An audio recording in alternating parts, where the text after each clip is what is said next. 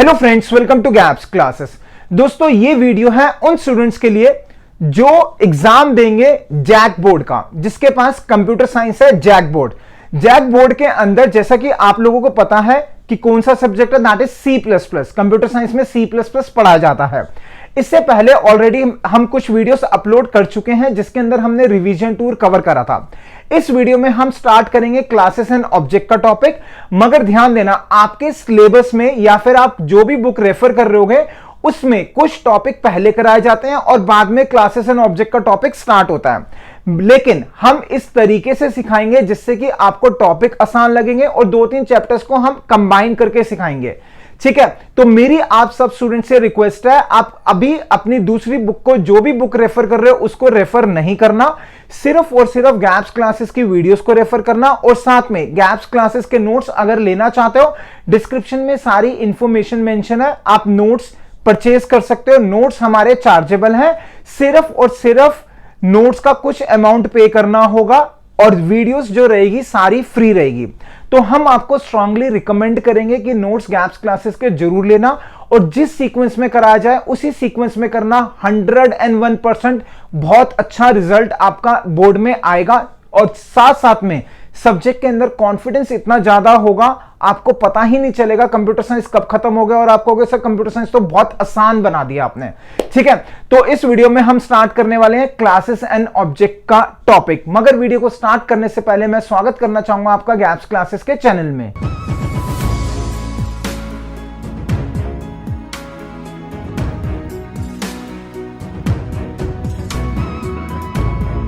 अब हम इस वीडियो के अंदर देखेंगे, सबसे पहले देखेंगे हम कि C++ क्या होता है। सबसे पहले तो मैं आपको डिफाइन करूंगा कि C++ बेसिकली होता क्या है, फिर उसके बाद उसके कॉरस्पॉन्डिंग हम कुछ क्वेश्चंस करेंगे। तो आइए दोस्तों स्टार्ट करते हैं इंट्रोडक्शन के साथ कि C++ क्या होता है।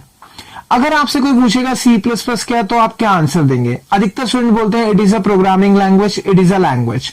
That is correct, it is a programming language. Programming language है, करेक्ट है। लैंग्वेज है, वो भी करेक्ट है, लेकिन पूरी एग्जैक्ट डेफिनेशन ये नहीं है। C++ की एग्जैक्ट डेफिनेशन क्या है? C++ हमारा एक ऑब्जेक्ट ओरिएंटेड प्रोग्रामिंग लैंग्वेज है। तो what is C++? It is an object oriented programming language. अब क्वेश्चन ये आता है कि इस पूरी स्टेटमेंट का मतलब क्या है। हम समझते हैं पूरी स्टेटमेंट को वर्ड बाय वर्ड। सबसे लास्ट वर्ड लिखा हुआ है लैंग्वेज। लैंग्वेज क्या होता है? लैंग्वेज, जैसे कि हमें पता है लैंग्वेज मतलब भाषा। भाषा में हम क्या, भाषा से हम क्या करते हैं? इंटरेक्शन करते हैं। तो व्हाट इज लैंग्वेज? ये एक मीडियम ऑफ कम्युनिकेशन का एक तरीका है। तो language it is a medium of communication. Next, उससे पहले लैंग्वेज से पहले एक वर्ड लिखा हुआ है प्रोग्रामिंग लैंग्वेज। अब प्रोग्रामिंग लैंग्वेज क्या होता है, इसको मैं रिलेट करता हूं इंग्लिश लैंग्वेज के साथ। अगर आपसे कोई पूछता है इंग्लिश लैंग्वेज क्या है, तो आप क्या उसको आंसर क्या दोगे? सिंपल यही कहोगे, मीडियम ऑफ कम्युनिकेशन जिसके अंदर हम इंग्लिश यूज करते हैं। अगर आपसे कोई पूछता है हिंदी लैंग्वेज क्या है, तो क्या कहोगे? मीडियम ऑफ कम्युनिकेशन जिसके अंदर हम हिंदी यूज करेंगे। सिमिलरली प्रोग्रामिंग लैंग्वेज क्या हुआ? It is a medium of communication through which we interact and uses programs. तो प्रोग्रामिंग लैंग्वेज क्या हो गया? Medium of interaction through which we use programs. अब क्वेश्चन ये आता है कि जैसे इंग्लिश लैंग्वेज में इंग्लिश होती है वो हमें पता है, वैसे हिंदी लैंग्वेज में हिंदी होती है वो भी पता, मतलब वर्ड्स होते हैं। अब प्रोग्रामिंग लैंग्वेज में क्या होगा? प्रोग्राम्स होगा। तो प्रोग्राम्स क्या होता है, ये क्या होता है, पहले इस पार्ट को समझते हैं। प्रोग्राम का मतलब होता है, जैसे मैं एक एग्जांपल से एक्सप्लेन करता हूं। सपोज करो मेरे को अपने मोबाइल फोन पे कोई ऐप यूज करनी है, एप्लीकेशन यूज करनी है, तो मैं कैसे यूज करूंगा? सबसे पहले मैं क्या करूंगा? फोन उठाऊंगा, उसके बाद उसको अनलॉक करूंगा और फिर उस एप्लीकेशन को क्लिक करूंगा। इसका मतलब क्या हुआ कि अगर मेरे को ऐप ऑन करना है तो पहले फोन उठाना पड़ेगा, अनलॉक करना पड़ेगा। तो एक एक स्टेप वाइज हम चल रहे हैं, that is called as program. एक एग्जांपल और लेते हैं। सपोज करो कि आपको चाय बनानी है, तो आप क्या करोगे? सबसे पहले क्या करोगे? जिसमें भी चाय बनाओगे, एक वो सबसे पहले आप क्या करोगे? पैन लोगे, उसके बाद क्या करोगे? उसके अंदर पानी डालोगे। तो जो भी प्रोसेस है एक एक करके आप स्टेप वाइज चलते जाओगे। तो कहने का मतलब ये हुआ, अगर हम किसी भी काम को करते हैं तो हमें कोई स्टेप्स फॉलो करना पड़ता है। सिमिलरली प्रोग्राम भी वही है, किसी भी काम को करने के स्टेप्स को बोला जाता है, that is called as program. So what is programme?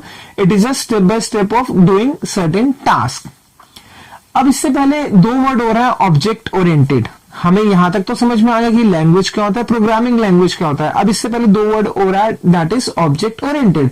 Object oriented क्या होता है, ध्यान देना, अगर कोई भी कंप्यूटर की लैंग्वेज है, दैट इज प्रोग्रामिंग लैंग्वेज, कोई भी कंप्यूटर की प्रोग्रामिंग लैंग्वेज है, अगर उसके अंदर ऊप्स के फीचर्स हैं तो उस लैंग्वेज को बोला जाएगा ऑब्जेक्ट ओरिएंटेड प्रोग्रामिंग लैंग्वेज।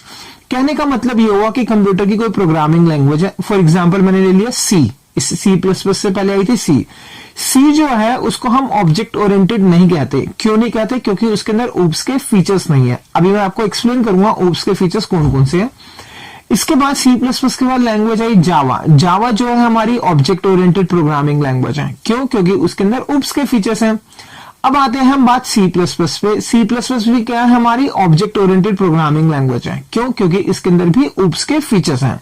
अब क्वेश्चन ये आता है कि ऊप्स के फीचर्स क्या हैं। तो ऊप्स के अंदर टोटल 5 फीचर्स होते हैं। तो ऊप्स के अंदर कितने फीचर्स होंगे, 5। First is abstraction, second is encapsulation, third is polymorphism, fourth is inheritance and the last one, fifth is data modularity। अगर किसी भी कंप्यूटर की प्रोग्रामिंग लैंग्वेज के अंदर ये 5 फीचर्स अवेलेबल होंगे तो उस लैंग्वेज को बोला जाएगा this is object oriented programming language. अब क्वेश्चन ये आता है कि 5 फीचर्स का मतलब क्या होता है। हम इसको एक एक करके समझेंगे इसका मतलब क्या होता है, ठीक है, राइट। तो चलते हैं हम सबसे पहले फर्स्ट फीचर के ऊपर। फर्स्ट फीचर है हमारा एब्स्ट्रैक्शन। एब्स्ट्रैक्शन क्या होता है, ध्यान देना, ये जो पांचों के पांचों फीचर्स हम पढ़ने वाले हैं ये सारे के सारे फीचर्स रियल लाइफ से उठाए गए हैं, जो रियल लाइफ के अंदर चीजें यूज होती है। एग्जाम्पल से मैं आपको एक्सप्लेन करता हुआ चलूंगा इन सब फीचर्स को। तो पहला हमने देखना है, कौन सा देखना है, एब्स्ट्रैक्शन। एब्स्ट्रैक्शन क्या होता है, रियल लाइफ से मैं इसको रिलेट करता हूं।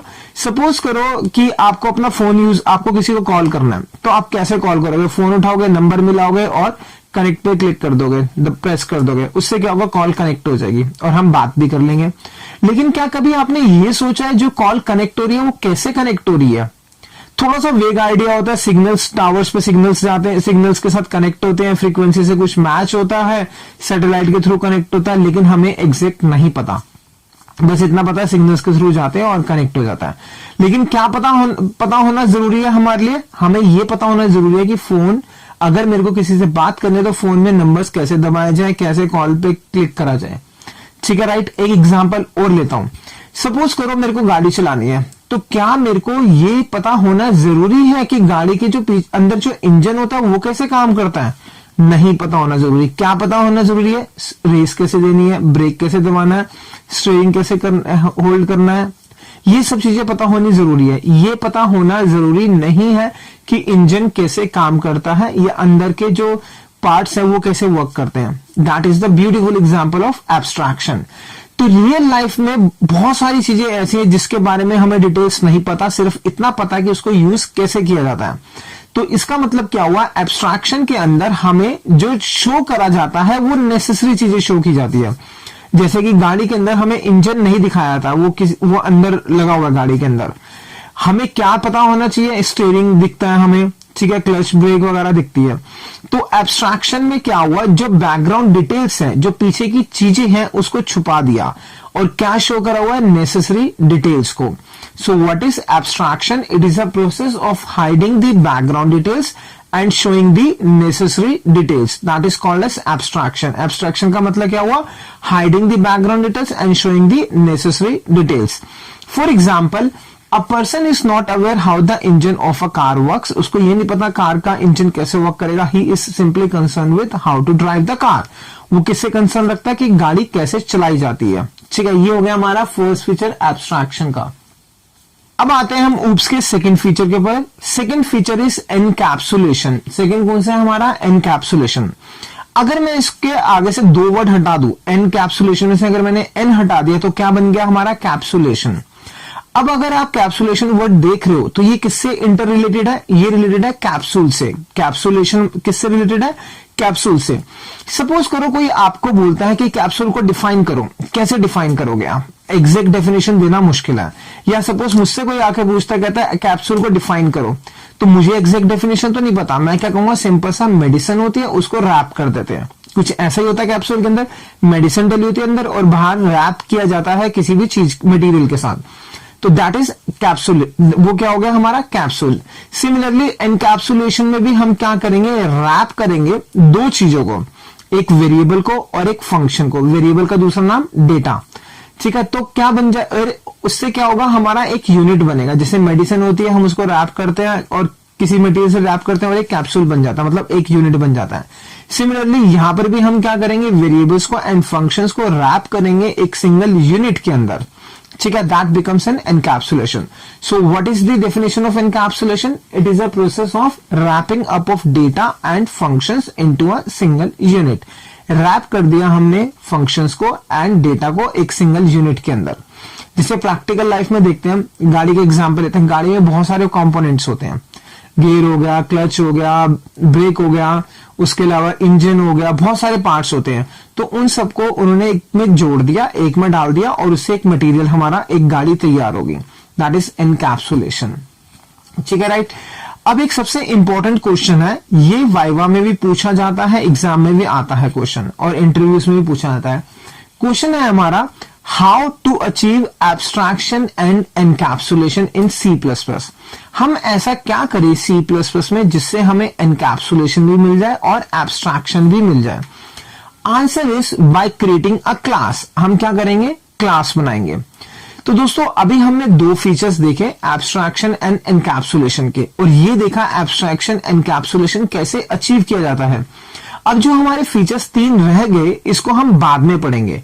पहले हम देखेंगे क्लास क्या होता है, ठीक है, राइट। पहले यहां तक लिख लो। अब हम समझते हैं कि क्लास क्या होता है। क्लास की डेफिनेशन जो है वो भी हम बाद में देखेंगे। हम क्या देखेंगे, पहले क्लास कैसे बनाई जाती है। तो देखते हैं कैसे करना है, कंसेप्ट रिलेटेड टू क्लास। सबसे पहले हम लिखते हैं हेडर फाइल, जो प्रोग्राम लिखते हैं वही as it is header file लिख दिया। उसके बाद लिखा मैंने क्लास, क्लास का नाम मैंने नाम दे दिया क्लास, स्मॉल में लिखा। क्लास का नाम जैसे मर्जी ले सकते हो, मैंने लिख दिया गैप्स, कैपिटल में लिखा। उसके बाद मैंने कर्ली ब्रैकेट स्टार्ट करा, कर्ली ब्रैकेट बंद कर दिया, ठीक है, क्लोज कर दिया। कर्ली ब्रैकेट ओपन करा, कर्ली ब्रैकेट को हमने क्लोज कर दिया। और जहां कर्ली ब्रैकेट क्लोज हो रहा है वहां पर मैं लिख दूंगा सेमीकोलन। वहां पर क्या लगा दिया, सेमीकोलन। दोस्तों ध्यान देना, कुछ चीजें ऐसी है जिसको मैं रेड से हाईलाइट करता हुआ चलूंगा, वो उसका रीजन ये है कि वहां पर आप गलती करोगे ही करोगे, या तो आप उस चीज को छोड़ दोगे या वहां पर मिस्टेक करोगे। और टीचर ने सबसे पहले इसी पॉइंट पे फोकस करना है, क्या आपने जिसको मैं रेड से हाईलाइट कर रहा हूं, क्या आपने वो गलत तो नहीं लिखा हुआ या फिर छोड़ तो नहीं रखा। तो ये जब क्लास खत्म होगी तो लास्ट में मैंने क्या लगा दिया, सेमीकोलन। अगर आप सेमीकोलन नहीं लगाओगे तो प्रोग्राम नहीं चलेगा। अब ध्यान देना, इस क्लास के अंदर मैं तीन वेरिएबल्स बना रहा हूं। इस क्लास के अंदर मैंने तीन वेरिएबल्स बनाए, इंट ए, इंट बी, इंट सी। तीन वेरिएबल्स हमारे बन गए। तो क्लास में जो भी बनता है, ध्यान से सुनना वर्ड्स में क्या बोलने वाला हूं, क्लास में जो भी बनता है वो तीन में से एक प्रकार का होता है। कहने का मतलब ये, क्लास में जो भी लिखेंगे, हम जो भी लिखेंगे मतलब वेरिएबल या फंक्शन जो भी हम लिखेंगे, या तो वो पब्लिक होगा या प्राइवेट होगा या प्रोटेक्टेड होगा। इन तीनों को बोला जाता है एक्सेस स्पेसिफायर्स, या फिर एक वर्ड हो रहा है दैट इज विजिबिलिटी मोड्स। अगर आपसे टीचर पूछता है what is access specifier in C++ या फिर विजिबिलिटी मोड, दोनों का मतलब सेम है, तो आपका आंसर निकल के आना चाहिए पब्लिक, प्राइवेट एंड प्रोटेक्टेड, ठीक है। तो क्लास में जो भी बनेगा या तो वो पब्लिक होगा या प्राइवेट होगा या प्रोटेक्टेड होगा। इन तीनों को बोलते हैं एक्सेस स्पेसिफायर या फिर विजिबिलिटी मोड्स। अब ध्यान देना दोस्तों, यहां पर मैंने कहीं क्लास जो मैंने बनाई, इसमें मैंने तीन वेरिएबल्स बनाए, कहीं पे भी पब्लिक, प्राइवेट, प्रोटेक्टेड नहीं लिखा। तो इसका मतलब क्या होगा, ये तीनों क्या होंगे, अगर हम कुछ भी स्पेसिफाई नहीं करते तो बाय डिफॉल्ट जो होगा वो क्या होगा, हमारा प्राइवेट। तो ये तीनों बाय डिफॉल्ट क्या हो जाएंगे, हमारे प्राइवेट हो जाएंगे। अब आपके दिमाग में क्वेश्चन चल रहा होगा, ये पब्लिक क्या है, प्राइवेट क्या है, प्रोटेक्टेड क्या है, इसको मैं अभी धीरे धीरे आगे एक्सप्लेन करूंगा, ठीक है, राइट। पहले आप इतना पार्ट लिख लो। अब हम करेंगे एक सिंपल सा क्वेश्चन करते हैं क्लास से रिलेटेड ही। क्वेश्चन है हमारा, create a class gaps that contains the following, जिसके अंदर क्या होगा, that contains the following variables A B C. Question में लिखा हुआ है कि हमें ए को बनाना है पब्लिक और ए का टाइप क्या होना, डेटा टाइप होना चाहिए इंटीजर। बी को बनाना है प्राइवेट, उसका डेटा टाइप क्या होगा, फ्लोट। और सी को बनाना है प्रोटेक्टेड, टाइप क्या होगा, इंट। तो क्या लिखा, हम सेम वही लिखेंगे। सबसे पहले तो हम क्या स्टार्ट करेंगे, हेडर फाइल। ये हेडर फाइल लिख दी, हैश इंक्लूड लिख दिया। क्या करना है, हमें क्लास बनानी है, तो मैंने लिखा क्लास, क्लास का नाम, क्लास का नाम जो भी गिवन है वही गैप्स लिखा हुआ है। उसके बाद कर्ली ब्रैकेट स्टार्ट और लास्ट में कर्ली ब्रैकेट क्लोज। ठीक है, जैसे कि मैंने आपको पहले बताया था कि जब क्लास खत्म होगी तो लास्ट में हमें सेमीकोलन लगाना पड़ेगा, नहीं लगाओगे तो नंबर कटेंगे ही कटेंगे। तो सबसे लास्ट पे क्या आ गया हमारा, सेमीकोलन आ गया।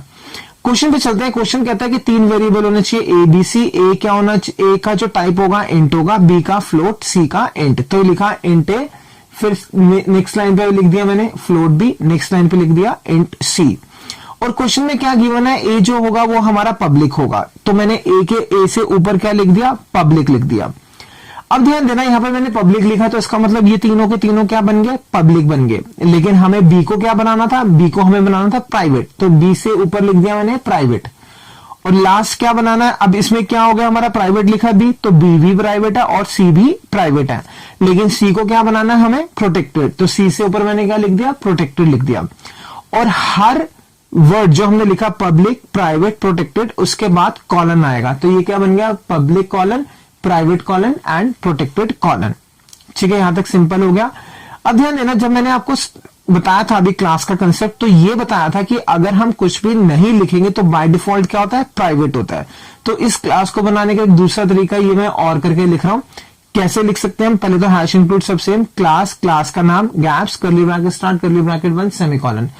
अब प्राइवेट हमारा कौन सा है, इसके अंदर बी है, तो सबसे पहले मैंने लिख दिया फ्लोट बी। उसके बाद मैंने लिखा इंट ए और लिख दिया इंट सी। बी क्या होना चाहिए हमारा, प्राइवेट होना चाहिए, कुछ भी नहीं लिखेंगे तो बाय डिफॉल्ट क्या होगा, प्राइवेट। उसके बाद बात आती है नेक्स्ट, कौन सा है, इंट ए, ये क्या होना चाहिए हमारा, पब्लिक, तो इसके ऊपर हमें पब्लिक लिखना पड़ेगा, ये लिख दिया मैंने पब्लिक। अब इसमें ए भी पब्लिक है और सी भी पब्लिक है, लेकिन हमें सी को क्या बनाना है, प्रोटेक्टेड बनाना, तो सी के ऊपर क्या लिख दिया, प्रोटेक्टेड लिख दिया। ये हो गया हमारा सेकंड वे। तो आप दोनों में से कोई भी फॉलो कर सकते हो, दोनों ही करेक्ट है। इतना पार्ट लिख लो पहले आप। अब करते हैं एक क्वेश्चन और। Next question is create a class gaps that contains the following. इसके अंदर हमें क्या करना है, क्लास बनानी है जिसके अंदर 3 वेरिएबल्स हैं, A public, B private, C protected. और जो ए है इसकी वैल्यू होनी चाहिए 10, बी की 10.5, सी की 20 होनी चाहिए। तो क्या करेंगे, जैसे हमने पहले करा वही लिखेंगे एज इट इज। सबसे पहले तो हैश इंक्लूड लिख दिया, लिखा क्लास, क्लास का नाम, गैप्स लिखा, कर्ली ब्रैकेट स्टार्ट, लास्ट में कर्ली ब्रैकेट जब क्लोज होगा तो क्या आएगा, सेमी कॉलन आएगा। ठीक है, तो दोस्तों मैं उम्मीद रखूंगा कि जो मैं जिस पे मैं फोकस कर रहा हूं आप भी उस पर फोकस कर रहे होगे। अगर आप फोकस नहीं करोगे तो वही मिस्टेक एज इट इज आपने करनी ही करनी है। ठीक है, तो लास्ट में क्या आ गया हमारा, यहां पे सेमीकोलन आ गया। कितने वेरिएबल्स हमारे, 3 वेरिएबल्स। तो पहले लिख दिया इंट ए, फ्लोट बी, इंट सी। बी का टाइप फ्लोट क्यों लिखा, क्योंकि उसके अंदर डेसिमल वाली वैल्यू आएगी। अब ध्यान देना, ए हमारा क्या होना चाहिए, ए होना चाहिए पब्लिक, तो ए इसके ऊपर मैंने क्या लिख दिया, पब्लिक कॉलन। बी क्या होना चाहिए हमारा, प्राइवेट, तो बी से ऊपर क्या लिख दिया, प्राइवेट कॉलन। और प्रोटेक्टेड कौन सा होगा हमारा, सी, इसके ऊपर आ गया प्रोटेक्टेड कॉलन। अब क्वेश्चन कहता है कि हमें ए बी सी को वैल्यू देनी है, तो बहुत ही सिंपल है, क्या लिख देंगे, ए के साथ लिख दिया इज इक्वल टू 10, बी के साथ 10.5, सी के साथ 20 लिख दिया। ठीक है, राइट, सिंपल सा प्रोग्राम है, बहुत ही इजी क्वेश्चन है, आप इसको लिख लो पहले। अब ध्यान देना दोस्तों, यहां पर एक मेजर मिस्टेक है। क्या मिस्टेक है, मैं उसको क्रॉस कर रहा हूं। ये तीनों स्टेटमेंट्स हमारी गलत है। क्यों गलत है तीनों स्टेटमेंट, सबसे इंपॉर्टेंट पॉइंट है जो मैं आपको बताने जा रहा हूं। इंपॉर्टेंट पॉइंट ये है कि जब भी हम क्लास के अंदर वेरिएबल को डिक्लेयर करेंगे तो हम उसको इनिशियलाइज नहीं कर सकते। तो important point is we can not initialize the variables at the time of declaring it inside the class. Class के अंदर हम उसको इनिशियलाइज नहीं कर सकते। तो क्या करेंगे, देखते हैं इसका वे कैसे हमें वैल्यूज देनी है। उसको मैं राइट साइड पे लिख रहा हूं, लाइन ड्रॉ करके राइट साइड पे लिख रहा हूं, वही हैश इंक्लूड सेम, क्लास लिखा, क्लास का नाम, gaps, curly bracket start, curly bracket बंद, लास्ट में सेमी कॉलन। कितने वेरिएबल्स हमें बनाने हैं, 3 वेरिएबल्स, इंट ए, फ्लोट बी, इंट सी। ए का टाइप क्या होना चाहिए हमारा, पब्लिक, तो ए के ऊपर लिख दिया मैंने पब्लिक। बी का क्या होगा, प्राइवेट, तो बी के ऊपर प्राइवेट। सी क्या होगा, प्रोटेक्टेड, तो सी के ऊपर क्या आ गया, प्रोटेक्टेड। और हर एक के बाद पब्लिक, प्राइवेट, प्रोटेक्टेड के बाद क्या आ जाएगा, कॉलन्स, तो ये कॉलन्स लगा दिए। अब क्वेश्चन ये आता है कि हम इसको वैल्यूज कैसे देंगे, इक्वल टू करके नहीं दे सकते। तो हमें क्या करना पड़ेगा, क्लास के अंदर एक फंक्शन बनाना पड़ेगा और उस फंक्शन के थ्रू हम वैल्यू देंगे तीनों वेरिएबल्स को। तो मैंने लिख दिया void set curly bracket start, curly bracket close. इसके अंदर हम क्या करेंगे, तीनों वेरिएबल्स को वैल्यू दे देंगे। तो लिख दिया a is equal to 10, b is equal to 10.5, c is equal to 20। और इसको हम कहां लिख देंगे, क्लास के अंदर। तो ये मैं इसको क्लास के अंदर ले आया।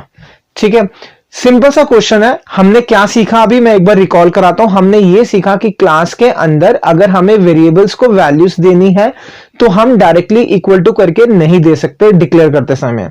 हमें क्या करना पड़ेगा, क्लास के अंदर फंक्शन बनाना पड़ेगा और फंक्शन के थ्रू हम उसको वैल्यू देंगे। ठीक है, राइट, इतना लिख लो पहले। अब यहां पर एक क्वेश्चन आता है, सबसे इंपॉर्टेंट क्वेश्चन है हमारा।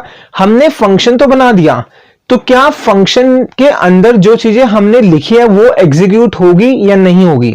दोस्तों ध्यान देना, फंक्शन तब तक कोई काम नहीं करता जब तक हम उसको कॉल नहीं करेंगे, तो ये एग्जीक्यूट नहीं होगी।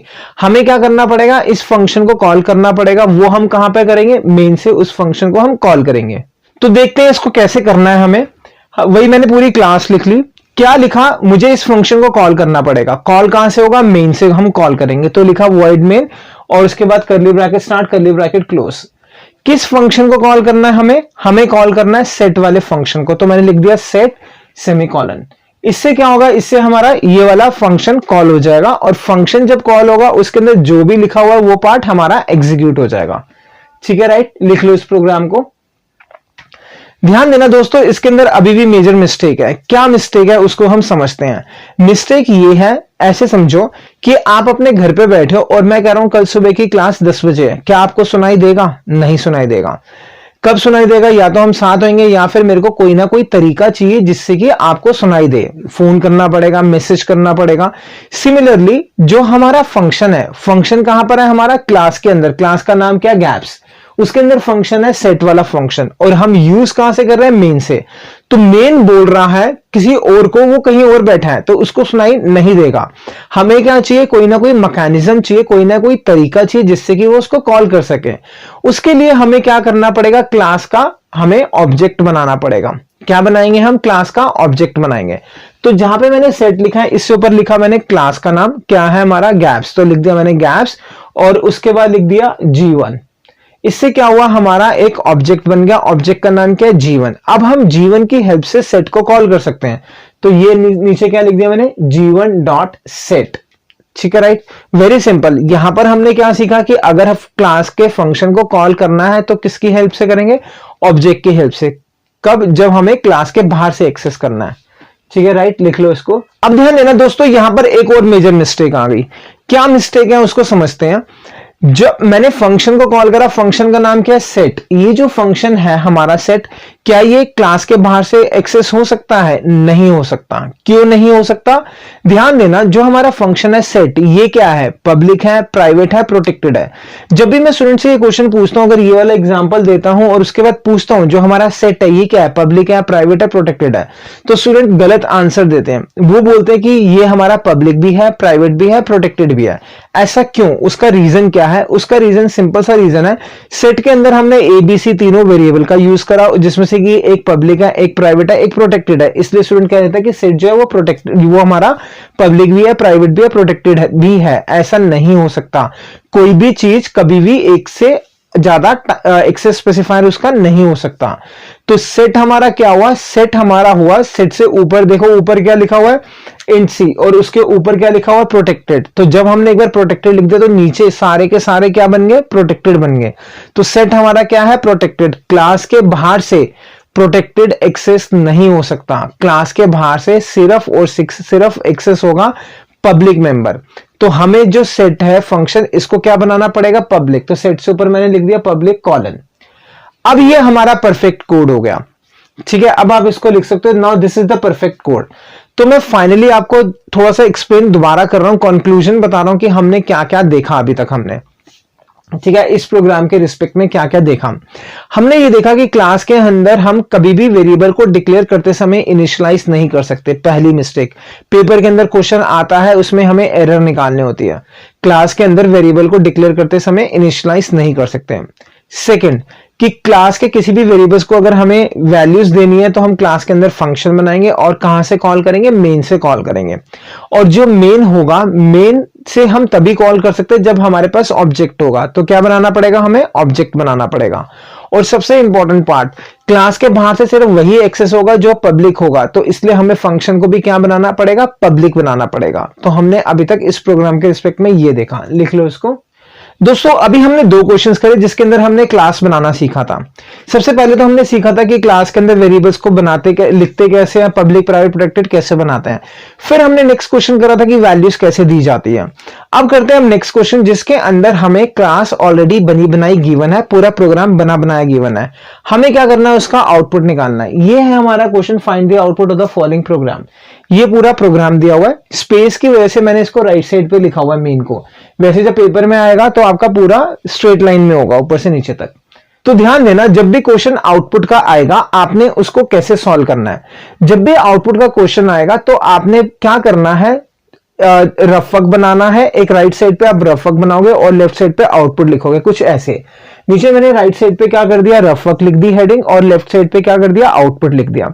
जो भी काम करोगे आप, सारा का सारा काम करोगे आप रफ वर्क में, सिर्फ और सिर्फ आउटपुट में तब लिखोगे जब सी आउट वाली स्टेटमेंट आएगी। अगर सी आउट वाली स्टेटमेंट नहीं है तो आप आउटपुट में कुछ भी नहीं लिखोगे। सारा काम कहां करना है, रफ वर्क में करना है। और प्रोग्राम हमारा स्टार्ट होगा मेन से। स्टार्ट कहां से होगा, मेन से, और खत्म भी कहां पर होगा, मेन से खत्म होगा। तो देखते हैं, सबसे पहले देखते हैं, मेन पे चलते हैं। उसको मैं एरो डाल रहा हूं, जो जो स्टेटमेंट में सॉल्व करूंगा उसके वहां पे एरो डालता हुआ चलूंगा। तो मेन पर आए, मेन में सबसे पहले लिखा हुआ है गैप्स G1, G2, G3। इसका मतलब क्या हुआ, यहां पर तीन हमारे ऑब्जेक्ट्स बने। कितने ऑब्जेक्ट्स बने, तीन ऑब्जेक्ट्स बने। जैसा कि मैंने आपको कहा है कि आप सारा का सारा काम रफ वर्क में करोगे और आउटपुट में तब करोगे जब सी आउट की स्टेटमेंट आएगी। तो इस लाइन से क्या हुआ, हमारे तीन ऑब्जेक्ट्स बने। एक का नाम G1, दूसरा G2, तीसरा G3। तो रफ वर्क में मैंने क्या करा, G1 लिखा, G2 लिखा और G3 लिखा। ठीक है। और साथ साथ में क्या करोगे, आप ये देखोगे क्लास के अंदर किस क्लास का ऑब्जेक्ट बना, गैप्स का। उस क्लास के अंदर कितने वेरिएबल्स हैं, कितने वेरिएबल्स हैं, ए बी, दो वेरिएबल्स है। तो हम क्या करेंगे, G1 के नीचे ए बी लिख देंगे, कुछ ऐसे। G2 के नीचे भी ए बी लिख देंगे और G3 के नीचे भी ए बी लिख देंगे। ठीक है, राइट। ये हो गया हमारा। ठीक है। अब आते हैं हम नेक्स्ट स्टेटमेंट पे। नेक्स्ट स्टेटमेंट हमारी लिखी हुई है G1 डॉट सेट 1। इसमें क्या होगा, हमारा फंक्शन कॉल होगा। कौन सा फंक्शन कॉल होगा, सेट 1। ये सेट 1 फंक्शन कॉल हुआ। इससे क्या होगा, हमारा जब फंक्शन कॉल होगा, सेट 1 के अंदर देखेंगे क्या लिखा हुआ है। सेट 1 के अंदर लिखा हुआ है a is equal to 10, b is equal to 20। इसका मतलब क्या हो गया, a की वैल्यू 10 हो जाएगी, b की वैल्यू 20। अब क्वेश्चन ये आता है किसकी, कहां पर करेंगे ये काम। ध्यान देना, जो फंक्शन कॉल हुआ क्या लिखा हुआ है, G1 डॉट सेट 1। इसका मतलब G1 के कॉरेस्पॉन्डिंग a और b को 20 कर दो। जो हमने रफ वर्क में लिखा हुआ था, क्या लिखा हुआ था, पहले G1 में a b था, G2 में भी a b है, G3 में भी a b है। तो G1 के जो a और b है, इसकी वैल्यू क्या हो जाएगी हमारी 10, 20, कुछ ऐसे। अब आते हैं नेक्स्ट स्टेटमेंट पे। नेक्स्ट स्टेटमेंट क्या लिखा हुआ है, G2 डॉट सेट 2। इससे क्या हुआ, हमारा फंक्शन कॉल हुआ सेट 2, कुछ ऐसे मैंने एरो बना दिया। इस फंक्शन के अंदर लिखा हुआ है a is equal to 100, b is equal to 200। किसके लिए, उस ऑब्जेक्ट के लिए जिसने कॉल करा। a और b किसकी बात कर रहा है, उस ऑब्जेक्ट की जिसने कॉल करा। कॉल किसने करा, G2 ने करा। तो G2 के कॉरेस्पॉन्डिंग a कितना हो गया, 100 हो गया, b कितना हो गया हमारा 200 हो गया। अब आते हैं हम नेक्स्ट स्टेटमेंट पे। नेक्स्ट स्टेटमेंट क्या लिखा हुआ है, G3 डॉट सेट 1। इससे क्या होगा, हमारा एक फंक्शन कॉल हो जाएगा सेट 1, कुछ ऐसे एरो बना दिया। उस सेट 1 में क्या लिखा हुआ है, a 10, b 20। किसके लिए, G3 के लिए। तो G3 का a कितना हो गया 10, b कितना हो गया 20, कुछ ऐसे। अब आते हैं नेक्स्ट स्टेटमेंट पे। नेक्स्ट स्टेटमेंट पे लिखा हुआ है G1 डॉट शो। इसका मतलब शो फंक्शन कॉल हुआ। अब ध्यान देना, शो के अंदर क्या लिखा हुआ है, cout a comma b। a और b की वैल्यू प्रिंट करनी है। अब कॉल किसने करा, G1 ने। तो रफ वर्क पे आप देखोगे G1 में a कितना है, b कितना है। a है 10, b है 20। तो आउटपुट में क्या आ गया, 10, 20 आ गया। अब आते हैं नेक्स्ट लाइन। नेक्स्ट लाइन क्या लिखा हुआ है, G2 dot show. Function call हुआ, कौन सा, शो वाला फंक्शन कॉल हुआ। उसके अंदर क्या लिखा हुआ, सी आउट a और b की वैल्यूज को हमें सी आउट करना है। तो अब देखते हैं G2 में a और b कितना है। G2 में a है हमारा 100, b है 200। तो क्या प्रिंट हो गया, 100, 200 प्रिंट हो गया। फिर आते हैं नेक्स्ट लाइन पे। नेक्स्ट लाइन क्या लिखा हुआ है, लास्ट लाइन में G3 डॉट शो। इसमें भी क्या होगा, शो फंक्शन कॉल होगा। a और b की वैल्यू प्रिंट करनी है। a और b कितना है, G3 का 10, 20। तो क्या प्रिंट हो जाएगा, 10, 20। तो this is the final answer. तो दोस्तों ध्यान देना कि हमने कैसे सॉल्व करा, मैं एक बार रिकॉल कराता हूं। सबसे पहले तो आप देखोगे कि मेन से स्टार्ट करोगे। मेन में अगर ऑब्जेक्ट बना हुआ है तो आप रफ वर्क पे ऑब्जेक्ट बनाओगे और देखोगे साथ साथ में क्लास के अंदर कितने वेरिएबल्स हैं, उस ऑब्जेक्ट के कॉरस्पॉन्डिंग वेरिएबल्स अलग अलग बना दोगे। जैसे मैंने यहाँ पे G1 G2 G3 तीनों के लिए अलग अलग बनाया। और फिर सिंपल क्या करना है, जो फंक्शन कॉल हुआ उसके अंदर जो भी काम हो रहा है उसको हम एग्जीक्यूट करते जाएंगे। किसके रिस्पेक्ट में, उस ऑब्जेक्ट के रिस्पेक्ट में जिसने कॉल करा। और जब सी आउट की स्टेटमेंट आएगी, जिस भी फंक्शन में सी आउट की स्टेटमेंट होगी, जब वो कॉल होगा वो हमारा आउटपुट में आंसर आ जाएगा। ठीक है, लिख लो इसको आंसर को। दोस्तों अभी हमने देखा एक आउटपुट का क्वेश्चन, अब हम एक क्वेश्चन और करेंगे आउटपुट का। ध्यान देना, आगे चलने से पहले मैं आपको थोड़ी सी एक एडवाइस देना चाहूंगा। जिस तरीके से हमने वीडियो बना रखी है बहुत ही अच्छी तरीके से बनी हुई है, मतलब बहुत सिस्टमैटिक तरीके से बनी है, बहुत इजी तरीके से बनी हुई है। धीरे धीरे हम आपका लेवल बढ़ाते हुए चलेंगे। और दोस्तों ध्यान देना, अगर आप बीच में से वीडियो देखोगे तो हो सकता है आपको समझ में नहीं आए। जिस तरीके से हमारी सीरीज की सीक्वेंस बनी हुई है उस तरीके से आपको पूरी की पूरी C++ बहुत आसान लगने वाली है। तो दोस्तों मैं आपसे रिक्वेस्ट ये करूंगा, जब आप हमारी वीडियोस देखो तो सीक्वेंस में जरूर देखना, अदरवाइज कुछ पार्ट ऐसा हो सकता है आपको समझ में नहीं आए, क्योंकि बहुत सारी चीजें आपस में इंटर रिलेटेड होती है। तो चलते हैं एक क्वेश्चन और के साथ, इसमें भी हम आउटपुट निकालेंगे। ठीक है, क्वेश्चन मेरा ये गिवन है, हमें क्या करना है, इस क्वेश्चन में भी आउटपुट निकालना है। तो जैसे कि मैं आपको पहले समझा चुका हूं, सेम उसी तरीके से हम इसको सॉल्व करेंगे। सबसे पहले हम स्टार्ट करेंगे आउटपुट निकालना, कहां से, मेन से निकालना स्टार्ट करेंगे। लेकिन आउटपुट निकालने से पहले हम क्या करेंगे, रफ वर्क बना लेंगे। ये मैंने राइट साइड पे रफ वर्क बनाया, लेफ्ट साइड पे आउटपुट लिख लिया। अब स्टार्ट करते हैं, प्रोग्राम मेन से स्टार्ट होगा, मेन से ही खत्म होगा। तो मेन में देखते हैं, मेन में फर्स्ट लाइन क्या लिखी हुई है। मेन में लिखा हुआ गैप्स G1, G2, G3। इससे क्या हुआ, इससे हमारे 3 ऑब्जेक्ट्स बने। कितने ऑब्जेक्ट्स बन रहे हैं, 3 ऑब्जेक्ट्स बन रहे हैं। तो हम क्या करेंगे, रफ वर्क के अंदर एक G1 लिखेंगे, G2 लिखेंगे, G3 लिखेंगे, कुछ ऐसा। और साथ साथ के अंदर हम देखेंगे क्लास के अंदर कितने वेरिएबल्स हैं। क्लास में हमारे 2 वेरिएबल्स हैं, A और B। तो G1 के नीचे मैंने लिख दिया AB, G2 के नीचे भी AB और G3 के नीचे भी लिख दिया AB। ठीक है, ये किससे हुआ, हमारा first line gaps G1, G2, G3 से हुआ। अब आते हैं हम नेक्स्ट लाइन पे। सेकंड लाइन लिखा हुआ है G1 डॉट सेट 2। इससे क्या होगा, हमारा फंक्शन कॉल होगा, कौन सा वाला, सेट 2। अब चलते हैं सेट 2 के अंदर। सेट 2 के अंदर क्या लिखा हुआ है, A is equal to 100, B is equal to 200। अब किसके लिए करेंगे, रफ वर्क में हमारे पास 3 AB है, एक G1 के कॉरस्पॉन्डिंग, एक G2 के और एक G3 के। तो देखते हैं किस ऑब्जेक्ट ने कॉल करा। क्या लिखा हुआ था हमारा सेकंड लाइन में, G1 डॉट सेट 2। इसका मतलब A और B की 100 200 होगी, किसके कॉरस्पॉन्डिंग, जिस ऑब्जेक्ट ने कॉल करा। किसने कॉल करा, G1 ने। तो G1 हो गया मेरा 100, 200 हो गया। अब आते हैं नेक्स्ट लाइन पे। नेक्स्ट लाइन पे लिखा हुआ है G2 डॉट सेट 1। इससे क्या होगा, हमारा सेट 1 वाला फंक्शन कॉल हो जाएगा। और सेट 1 के अंदर क्या लिखा हुआ है, A10 B20, किसके कॉरस्पॉन्डिंग, G2 के कॉरस्पॉन्डिंग। तो रफ वर्क में G2 में मैंने A को क्या कर लिया, 10 कर लिया, B को क्या कर लिया, 20 कर लिया। नेक्स्ट लिखा हुआ नेक्स्ट स्टेटमेंट है G2 डॉट शो। इससे क्या होगा, हमारा फंक्शन कॉल होगा शो, और शो में A और B की वैल्यू प्रिंट करनी है। अब किसकी वैल्यू प्रिंट करेंगे, A और B की, जिसने कॉल करा। कॉल किसने करा, G2 ने करा। तो G2 के अंदर जो रफ वर्क में लिखा हुआ है वही वैल्यूज को हम प्रिंट कर देंगे। क्या लिखा हुआ है G2 के अंदर, 1020। तो क्या प्रिंट हो गया हमारा, यहाँ पे 1020 प्रिंट हो गया। अब आते हैं नेक्स्ट स्टेटमेंट पे। नेक्स्ट स्टेटमेंट क्या लिखा हुआ है, G3 dot set 2। Next statement हमारा G3 डॉट सेट 2। इससे क्या हुआ, फंक्शन कॉल हुआ, कौन सा वाला, सेट 2 कॉल हुआ। सेट 2 में 100 200, किसके कॉरस्पॉन्डिंग, किसने कॉल करा इसमें, G3 ने। तो G3 कितना हो गया, 100 200 हो गया। अब आते हैं नेक्स्ट लाइन पे, रफ वर्क में मैंने कर दिया इसको। नेक्स्ट लाइन पे चलते हैं। नेक्स्ट लाइन पे लिखा हुआ है G1 dot set 1। Function call होगा सेट 1, किसके कॉरस्पॉन्डिंग, G1 के कॉरस्पॉन्डिंग। और सेट 1 में क्या लिखा हुआ है हमारा, 1020। तो क्या कर देंगे, G1 की जो भी ऑलरेडी वैल्यू एग्जिस्ट थी हम उसको ओवरराइट करके नई वैल्यूज डाल देंगे। क्या आ गया, 1020 आ गया। ध्यान देना दोस्तों, जब ऑलरेडी कोई वैल्यू एग्जिस्ट कर रही है और उसके बाद दोबारा फंक्शन को कॉल करा गया और वहां पे कोई दूसरी वैल्यू आ रही है, तो जो पुरानी वैल्यूज है उसको हम ओवरराइट कर देंगे और जो नई वैल्यूज अब हुई है वो सेट हो जाएगी। ठीक है, अब आया G3 dot show. Function call हुआ, शो में जो भी वैल्यूज है वो प्रिंट होगी, किसकी, G3 की। तो G3 की रफ वर्क में जो वैल्यूज है वो हमारी प्रिंट होगी। नेक्स्ट लिखा हुआ है G2 dot set to, function call हुआ है सेट टू कॉल होगा, उसमें क्या है 100 200, तो G2 में जो भी लिखा हुआ है A कितना है 100, B कितना है 200, तो ओवरराइट करके अब क्या कर देंगे 100 200 हो गया हमारी नई वैल्यूज। नेक्स्ट आया G1 डॉट शो से क्या होगा A और B की वैल्यू प्रिंट होगी किसकी, G1 की। तो देखते हैं रफ वर्क में G1 की जो भी शो A और B की वैल्यूज है वो हमने यहां पर प्रिंट कर दी। अब आई हमारी लास्ट स्टेटमेंट है G2 डॉट शो, फिर दोबारा फंक्शन कॉल हुआ शो का, A और B की वैल्यूज प्रिंट होगी किसके कॉरस्पॉन्डिंग, G2 के कॉरस्पॉन्डिंग।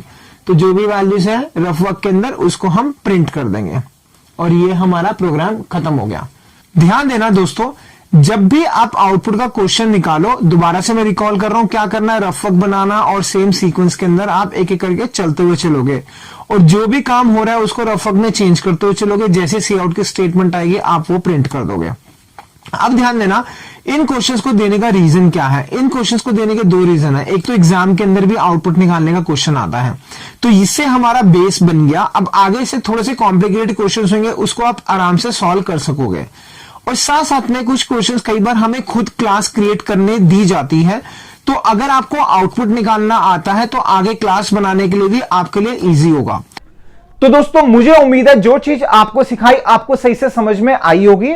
गोइंग फॉरवर्ड हम अपने लेवल को और इंक्रीज करेंगे।